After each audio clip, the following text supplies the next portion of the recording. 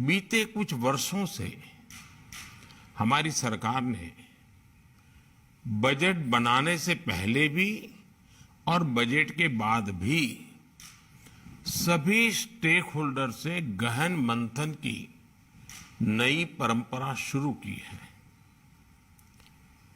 ये इम्प्लीमेंटेशन के लिहाज से, टाइम बाउंड डिलीवरी के लिहाज से बहुत ही महत्वपूर्ण है। इससे टैक्स पेयर्स मनी की पाई पाई का सही इस्तेमाल भी सुनिश्चित होता है। बीते कुछ दिनों में मैं अलग अलग फील्ड के एक्सपर्ट से बात कर चुका हूं। आज रीचिंग द लास्ट माइल, जो महात्मा गांधी कहते थे ना कि आपकी नीतियां, आपकी योजनाएं आखिरी छोर पर बैठे हुए व्यक्ति तक कितनी जल्दी पहुंचती हैं, कैसे पहुंचती हैं, ये बहुत महत्वपूर्ण है। और इसलिए आज सभी स्टेक होल्डर्स के साथ इसी विषय पर व्यापक चर्चा जरूरी बनी है कि बजट में लोक कल्याण के इतने काम होते हैं, इतना बजट होता है, हम उसको लाभार्थी तक पूरी ट्रांसपेरेंसी कैसे पहुंचा सकते हैं। साथियों, हमारे देश में एक पुरानी अवधारणा रही है कि लोगों का कल्याण और देश का विकास सिर्फ धन से ही होता है। ऐसा नहीं है। देश और देशवासियों के विकास के लिए धन तो जरूरी है, लेकिन धन के साथ ही मन भी चाहिए। सरकारी कार्यों और सरकारी योजनाओं की सफलता की सबसे अनिवार्य शर्त है गुड गवर्नेंस, सुशासन, संवेदनशील शासन, जन सामान्य को समर्पित शासन। जब सरकार के काम मेजरेबल होते हैं, उसकी निरंतर मॉनिटरिंग होती है, तो बहुत स्वाभाविक है कि आप समय सीमा में निर्धारित किए गए लक्ष्यों को प्राप्त कर सकते हैं, डिजायर्ड रिजल्ट मिल सकते हैं। इसलिए गुड गवर्नेंस पर हम जितना जोर देंगे, उतना ही रीचिंग द लास्ट माइल का हमारा लक्ष्य आसानी से पूरा होगा। आप याद करिए, हमारे देश में पहले दूर दराज के क्षेत्रों तक वैक्सीन पहुंचने में कई दशक लग जाते थे। देश वैक्सीनेशन कवरेज के मामले में बहुत पीछे था। देश के करोड़ों बच्चों को, खासकर गांवों और ट्राइबल बेल्ट में रहने वाले बच्चों को वैक्सीन के लिए बरसों तक इंतजार करना पड़ता था। अगर पुरानी अप्रोच के साथ काम करते तो भारत में वैक्सीनेशन कवरेज को 100% करने में कई दशक और बीत जाते। हमने नई अप्रोच के साथ काम शुरू किया, मिशन इंद्रधनुष शुरू किया और पूरे देश में वैक्सीनेशन की व्यवस्था को सुधारा। जब कोरोना वैश्विक महामारी आई तो इस नई व्यवस्था, नए सिस्टम का लाभ हमें दूर सुदूर वैक्सीन पहुंचाने में भी मिला। और मैं मानता हूं गुड गवर्नेंस का इसमें बहुत बड़ा रोल है, उसकी बहुत बड़ी ताकत है, जिसने लास्ट माइल डिलीवरी को संभव बनाया। साथियों, रीचिंग द लास्ट माइल की अप्रोच और सैचुरेशन की नीति एक दूसरे की पूरक है। एक समय था जब गरीब मूल सुविधाओं के लिए सरकार के पास चक्कर लगाता रहता था, किसी बिचौलिए की तलाश में रहता था, जिसके कारण करप्शन भी बढ़ता था और लोगों के अधिकारों का हनन भी होता था। अब सरकार गरीब के दरवाजे पर जाकर उसे सुविधाएं दे रही है। जिस दिन हम ठान लेंगे हर मूलभूत सुविधा हर क्षेत्र में हर नागरिक तक बिना भेदभाव के पहुंचाकर ही रहेंगे, तो देखिएगा कितना बड़ा परिवर्तन स्थानीय स्तर पर, ग्रासरूट लेवल पर हमारी कार्य संस्कृति में बदलाव नजर आएगा। सैचुरेशन की नीति के पीछे यही भावना है। जब हमारा लक्ष्य हरेक के पास पहुंचने का होगा, हर हितधारक के पास पहुंचने का होगा, तो फिर किसी के साथ भेदभाव की, भ्रष्टाचार की, भाई भतीजेवाद की कोई गुंजाइश ही नहीं रह जाएगी। और तभी रीचिंग द लास्ट माइल का लक्ष्य भी आप पूरा कर पाएंगे। आप देखिए, आज पहली बार देश में पीएम स्वनिधि योजना के माध्यम से स्ट्रीट वेंडर्स को फॉर्मल बैंकिंग से जोड़ा गया है। आज पहली बार देश में बंजारा, घुमंतु, अर्ध घुमंतु वर्ग के लिए वेलफेयर बोर्ड बना है। गांवों में बने 5 लाख से ज्यादा कॉमन सर्विस सेंटर्स सरकार की सेवाओं को गांवों तक ले गए हैं। मैंने कल ही मन की बात में विस्तार से बताया है कि कैसे देश में टेली मेडिसिन के 10 करोड़ केसेस पूरे हुए हैं। ये भी स्वास्थ्य को लेकर रीचिंग द लास्ट माइल की भावना का ही प्रतिबिंब है। साथियों, भारत में जो आदिवासी क्षेत्र हैं, ग्रामीण क्षेत्र हैं, यहां आखिरी छोर तक रीचिंग द लास्ट माइल के मंत्र को ले जाने की जरूरत है। इस साल के बजट में भी इस पर विशेष ध्यान दिया गया है। रीचिंग द लास्ट माइल के लक्ष्य को पूरा करने के लिए ही जल जीवन मिशन के लिए हजारों करोड़ रुपए का प्रावधान बजट में किया गया है। साल 2019 तक हमारे देश के ग्रामीण इलाकों में सिर्फ 3 करोड़ घरों में ही नल से जल जाता था। अब इनकी संख्या बढ़कर 11 करोड़ से ज्यादा हो चुकी है और इतने कम समय में हुई है।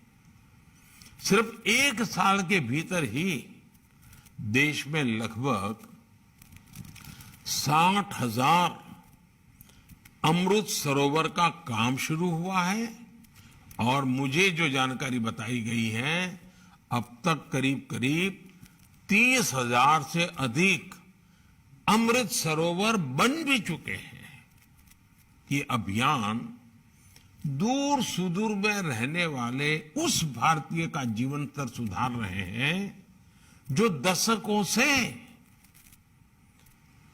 ऐसी व्यवस्थाओं का इंतजार करता था।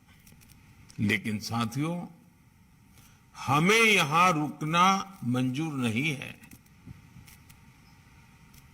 हमें और आगे जाना है, आखिरी व्यक्ति तक जल्दी से जल्दी पहुंचना है। हमें एक मैकेनिज्म क्रिएट करना होगा ताकि पानी के नए कनेक्शन में हम वाटर कंजम्पशन का पैटर्न देख सकें। हमें इस बात की भी समीक्षा करनी है कि पानी समिति को और सशक्त करने के लिए क्या किया जा सकता है। गर्मी का मौसम ही आ गया है। जल संरक्षण के लिए अभी से हम पानी समितियों का क्या इस्तेमाल कर सकते हैं, ये भी हमें सोचना है। बारिश के पहले ही कैच द रेन मूवमेंट के लिए लोक शिक्षण हो जाए, लोगों की सक्रियता हो जाए, जैसे ही पानी आए काम शुरू हो जाए। साथियों, इस वर्ष के बजट में हमने गरीबों के घर के लिए करीब करीब 80,000 करोड़ रुपए रखे हैं। हमें हाउसिंग फॉर ऑल की मुहिम को तेजी से आगे बढ़ाना होगा।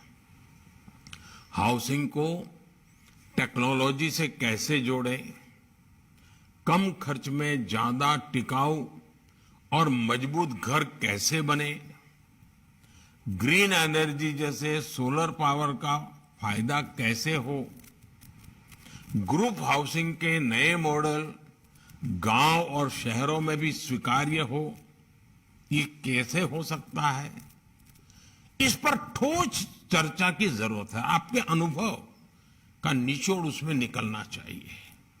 साथियों, हमारे देश के ट्राइबल समाज के विशाल पोटेंशियल को टैप करने के लिए पहली बार देश में इतने बड़े स्तर पर काम हो रहा है। इस बार के बजट में भी ट्राइबल डेवलपमेंट को प्रमुखता दी गई है। एकलव्य मॉडल रेसिडेंशियल स्कूलों में शिक्षकों और स्टाफ की भर्ती का बहुत बड़ा प्रावधान किया गया है। एकलव्य मॉडल स्कूलों में हमें ये भी देखना होगा कि विद्यार्थियों का फीडबैक क्या है, शिक्षकों का फीडबैक क्या है। इन स्कूलों में पढ़ने वाले बच्चों को देश के बड़े शहरों में एक्सपोजर कैसे मिले, इनमें अटल टिंकरिंग लैब ज्यादा से ज्यादा कैसे बने, इस दिशा में भी हमें सोचना होगा। आप कल्पना कर सकते हैं कि अगर हम इन स्कूलों में अभी से स्टार्टअप्स के लिए, डिजिटल मार्केटिंग के लिए वर्कशॉप शुरू करवाएं, तो इसका कितना बड़ा लाभ हमारे आदिवासी समाज को होगा। जब ये बच्चे एकलव्य मॉडल स्कूलों से पढ़कर निकलेंगे तो उन्हें पहले से पता होगा कि अपने क्षेत्र के ट्राइबल प्रोडक्ट को उन्हें कैसे प्रमोट करना है, कैसे ऑनलाइन उनकी ब्रांडिंग करनी है। साथियों, पहली बार आदिवासियों में भी जो सबसे वंचित है, उनके लिए एक विशेष मिशन हम शुरू कर रहे हैं। देश के 200 से अधिक जिलों में 22,000 से अधिक गांवों में ट्राइबल साथियों तक हमें तेजी से सुविधाएं पहुंचानी है।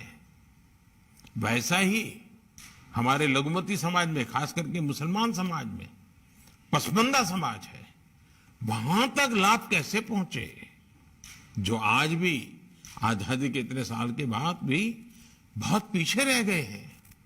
इस बजट में सिकल सेल से पूरी तरह से मुक्ति का लक्ष्य भी रखा गया है। इसके लिए whole of the nation approach की जरूरत है। इसलिए हेल्थ से जुड़े हर स्टेक होल्डर्स को तेजी से काम करना होगा। साथियों, aspirational district programme reaching the last mile के लिहाज से एक सक्सेस मॉडल बनकर उभरा है। इसी अप्रोच पर अब देश के 500 ब्लॉक्स में एस्पिरेशनल ब्लॉक कार्यक्रम शुरू किया जा रहा है। एस्पिरेशनल ब्लॉक प्रोग्राम के लिए हमें कंपैरेटिव पैरामीटर्स को ध्यान में रखते हुए वैसे ही काम करना है जैसे हमने एस्पिरेशनल डिस्ट्रिक्ट के लिए काम किया है। हमें हर ब्लॉक में भी एक दूसरे के लिए प्रतिस्पर्धा का माहौल बनाना है। साथियों, मुझे विश्वास है कि इस वेबिनार से लास्ट माइल डिलीवरी से जुड़े नए विचार, नए सुझाव, इस मंथन में से वो अमृत निकलेगा जो हमारे दूर दराज के क्षेत्रों में आखिरी छोर पर बैठे हुए हमारे भाई बहन हैं, उनके जीवन में बदलाव लाने के लिए आपके सुझाव बहुत काम आएंगे। हमें आगे के लिए सोचना है, हमें इम्प्लीमेंटेशन पर बल देना है, हमें टेक्नोलॉजी का सर्वाधिक उपयोग करते हुए ट्रांसपेरेंसी को सुनिश्चित करना है। हितधारक सही हो, उसको मिलने की व्यवस्था उसके काम आने वाली हो और समय सीमा में मिले, ताकि जल्दी से जल्दी वो एक नए विश्वास के साथ खुद गरीबी के खिलाफ लड़ाई लड़ने के लिए हमारा एक सैनिक बन जाएगा। हमारे गरीबों की फौज गरीबी को परास्त करने के लिए ताकतवर बननी चाहिए। हमें गरीबों की ऐसी शक्ति बढ़ानी है ताकि हमारा गरीब ही गरीबी को परास्त करे।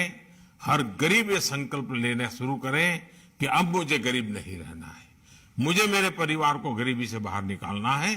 सरकार मेरा हाथ पकड़ रही है, मैं चल पड़ूंगा।